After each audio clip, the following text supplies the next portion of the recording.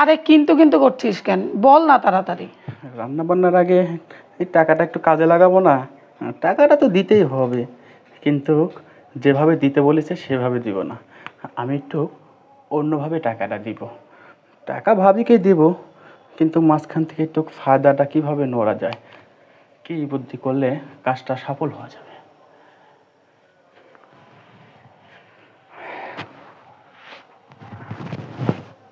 পাইছি বুদ্ধি, পাইছি।